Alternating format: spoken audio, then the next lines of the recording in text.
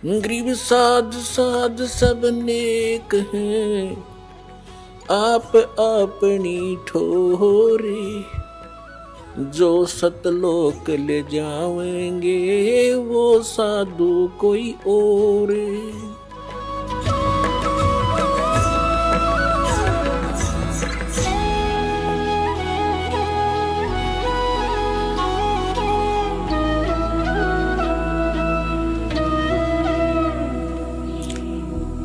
तो यहां गीता अध्याय नंबर 16 श्लोक 23 में कहा कि शास्त्र विधि को त्याग कर जो मनमाना आचरण करते हैं, मनमानी साधनाएं करते हैं, उनको न तो कोई सुख होता है, न कोई उनको सिद्धि प्राप्त होती है, और न ही उनकी गति होती है, अर्थात व्यर्थ, यूजलेस। तो क्या फायदा ऐसे डले डोण का जिससे कोई लाभ ही नहीं होना हो। तो इसलिए 24वें श्लोक में श्रीमद् भगवद गीता अध्याय 16 के 24वें श्लोक में तुरंत कहा है, इससे तेरे लिए अर्जुन कर्तव्य और अकर्तव्य की व्यवस्था में सदग्रंथ ही प्रमाण है। यानी सदग्रंथों को आधार मानकर जो संत साधना बताता हो उसी को स्वीकार कीजिए, अन्य शास्त्र विरुद्ध साधना बताने वालों को तुरंत त्याग दीजिए। वो अपना भी जीवन नष्ट कर रहे हैं और श्रद्धालुओं को भी मिसगाइड कर रहे हैं। तो जिन महापुरुषों को परमात्मा मिले, क्योंकि परमात्मा के गुणों में वेद प्रमाणित करते हैं कि वो परमेश्वर स्वयं अपने निज स्थान से चलकर आता है।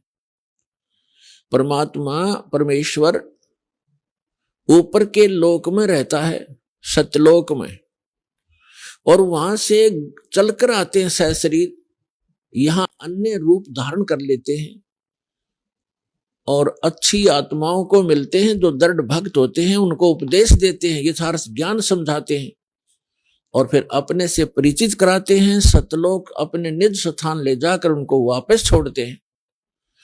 और वो परमात्मा 3 स्थिति में हमारी केयर टेक करते हैं, हमारी देखभाल करते हैं। एक रूप में वो स्वयं रहते हैं सतलोक के अंदर, वहां परमात्मा वहां भी नर आकार हैं, और यहां आते हैं तो भी परमात्मा नर आकार ही होते हैं। तो सतलोक में जो परमात्मा के शरीर की स्थिति है वो मनुष्य दृश्य है, मनुष्यवत है। उनके शरीर का जो तेज है, नूर है। एक रोमकूप में, एक रोम कहते हैं बाल को, एक बाल में, एक रोम में करोड़ सूर्य करोड़ चंद्रमा, इन दोनों की मिलीजुली रोशनी हो, उनका जो तेज हो, परमात्मा के एक बाल की इतनी रोशनी है। तो फिर शेष बॉडी की कितनी होगी, अंडरस्टूड है। ये तो वहां परमात्मा एक रूप में ऐसे रोल करते हैं, ओवरऑल कंट्रोलर और ओवरऑल क्रिएटर के रूप में वहां विराजमान है। वो परमात्मा जो बनारस में, काशी में धानक रूप में, जुल्हा रूप में यहां रहे थे अभी कलयुग में, सन 1398 से और सन 1518 तक 120 वर्ष रहे थे। वही परमात्मा उस असंख्य ब्रह्मांड के कंट्रोलर के सिंहासन पर विराजमान है, उस तख्त पर विराजमान है। उसके विषय में आंखों देखा उन महापुरुषों ने बताया है, जिनको परमात्मा मिले और सचखंड लेकर गए, फिर वापस छोड़ा। आदरणीय गरीबदास साहिब जी उनमें से एक महापुरुष हैं। उन्होंने कहा कि अनंत कोट ब्रह्मांड का एक रति नहीं भार, और सतगुरु पुरुष कबीर हैं ये कुल के सृजनहार। हम सुल्तानी नानक तारे दादू को उपदेश दिया, जात जुलाहा भेद नहीं पाया, वो काशी माहे कबीर हुआ। ये काशी में जुलाहा रूप में जो रहे थे परमात्मा, ये असंख्य ब्रह्मांड के स्वामी हैं। हम इनको पहचान नहीं सके क्योंकि हमने परमात्मा की परिभाषा ही गलत सुन रखी है। कोई निराकार बताता है, कोई साकार कहता है, तो श्री राम और कृष्ण, विष्णु और शंकर भगवान तक हमारी बुद्धि सीमित कर रखी थी। इसलिए हम लाल को पहचान नहीं सके। हम 10 के नोट की भी कदर जानते हैं, हम 100, 500 और 1000 के नोट को भी खूब पहचानते हैं, लेकिन हम लाल से परिचित नहीं है। आज भी परिचित नहीं है। यदि यहाँ कोई लाल डाल दिए जाए, आप उनको छोड़कर चले जाओगे और 1000 का नोट पड़ा हो तुरंत उठाओगे। चाहे किसी का ये भी कहो कि भी किसका है देखिएगा, किसी का हो तो ले लीजिए, आपको उसकी कदर है, लाल का पता नहीं। तो ये लाल है परमपिता परमात्मा कबीर जी, जो सारी सृष्टि के रचनहार और सतपुरुष कहलाते हैं, जिसको गीता अध्याय नंबर 8 के श्लोक नंबर 3 में परम अक्षर पुरुष कहा है, परम अक्षर ब्रह्म कहा है।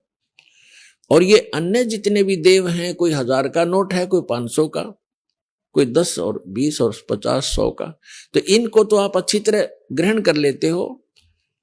लेकिन एक लाल आपको मिल जाए तो इन 1000 के नोटा की गिनती अनार आपके पास कितने हो जाएंगे, उसी से मिल जाएंगे वो।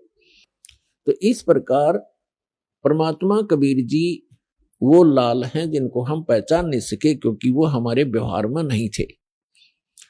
और हम पहचान नहीं सके तो उसकी पहचान अपनी पहचान कराने के लिए परमात्मा स्वयं आए और अच्छी आत्माओं को मिले, जो दृढ़ भक्त पुण्य आत्माएं थी। आप देख सकते हो जिन महापुरुषों को परमात्मा मिले उस समय, आज से 200 वर्ष पहले, 250 वर्ष पहले गरीबदास जी आए थे सन 1717 में, और सन 1774 में उनका आविर्भाव हुआ था, जन्म हुआ था। और सन 1717 आज सन 2013, 300 वर्ष पहले, और 300 वर्ष पहले उनको परमात्मा मिले। पहले वो हमारे जैसे पुजारी थे, श्री राम, श्री कृष्ण, विष्णु और शंकर भगवान, माता मसानियों के। और जब उन्होंने परमात्मा को देखा, सतलोक देखा, जहां हम रहा करते वो स्थान देखे और वहां की जो सुख देखे, फिर आकर उनको वापस छोड़ा, तो फिर वो इतने दृढ़ हो गए, पूरा समाज एक तरफ। तो ऐसे दृढ़ भक्तों को परमात्मा मिलते हैं, और जिस कारण से वो अपनी स्थिति को, अपनी पहचान को अपने बच्चों तक करवाते हैं। गीता के यथार्थ विश्लेषण की जानकारी के लिए पढ़ें पुस्तक गीता तेरा ज्ञानामृत।